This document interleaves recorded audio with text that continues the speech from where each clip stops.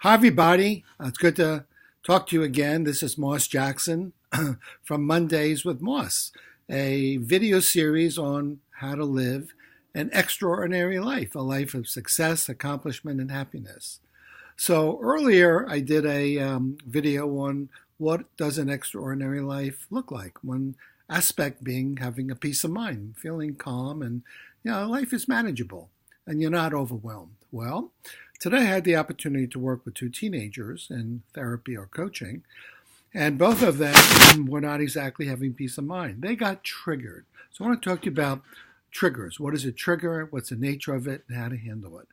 A trigger is something that throws us into anxiety, anger, sadness, and we can really kind of marinate or obsess in that state for quite a while. So one youngster, let's call him Sandy.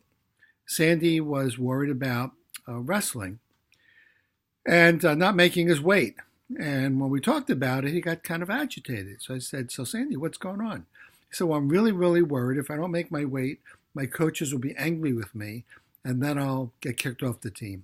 So he got really pretty upset, pretty anxious. And in other words, what he was doing, he was jumping into the future and mind reading, thinking if I didn't lose weight, I would be in trouble and I would get kicked off the team. So that's mind. It's actually not mind reading. It's future forecasting, reading the future and catastrophizing. Okay. Mind reading is when you are assuming you know what someone else is thinking, but that's not what he was doing. Another youngster, let's call him Charlie. Charlie had a hard time over Thanksgiving. He was with a group of people, and everyone there, even the teenagers, had somebody, a boyfriend or girlfriend, and he was alone. He felt like an outsider, and he jumped to a conclusion called nobody cares about him and he'll always be an outsider, and he felt depressed. So in one situation, one youngster, Sandy, became anxious. In the other situation, Charlie became depressed. So these are triggers. They both had a situation, and they both got kind of pulled down into the pit, the emotional pit, where they were catastrophizing either anxiety or depression. So there's something called automatic negative thinking. We call them ants. Like ants are terrible for a picnic. Ants are terrible in your mind because they tend to, as I say, automatic negative thoughts, they make us feel pretty bad. There are a number of them. In this case, with one boy, Sandy, he got into future forecasting and catastrophizing.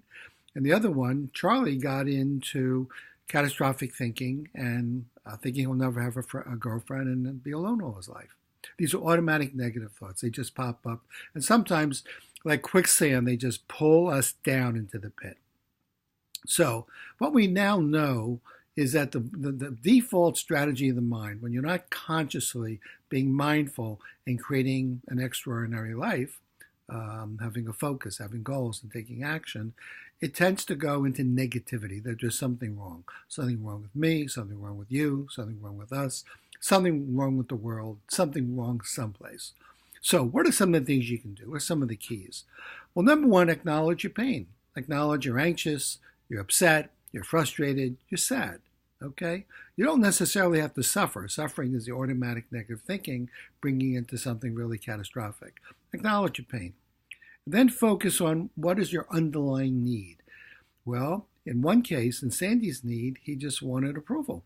Okay? He wanted to do a good job. In Charlie's situation, the underlying need was connection with a girl. He wanted a girlfriend. So I'll focus on the underlying need and then step back and say, can I have a perspective here? It's like if you're walking down a road and you come to a fork in the road. One fork takes you one way, say it's the left fork. The right fork takes you another. In this case, the left fork could take you into automatic negative thinking, the depression and the anxiety, the catastrophic thinking. The other fork could take you into, well, what do I want? I want to have approval. I want to have a girl. I want to be in connection. So what can I do? This is the action path. So in this situation, one boy Sandy, what he actually did was he decided to call a friend, not a girlfriend, a friend who was a girl, and talk about what was going on and make a connection. And when he hung up the phone, he felt really good. He took action to stay in connection. Maybe it wasn't the ideal connection in terms of a real girlfriend, but it was a friend who was a girl, and it really gave him a connection, feeling bonded, and felt much better. He got out of his depression. In the other case, Charlie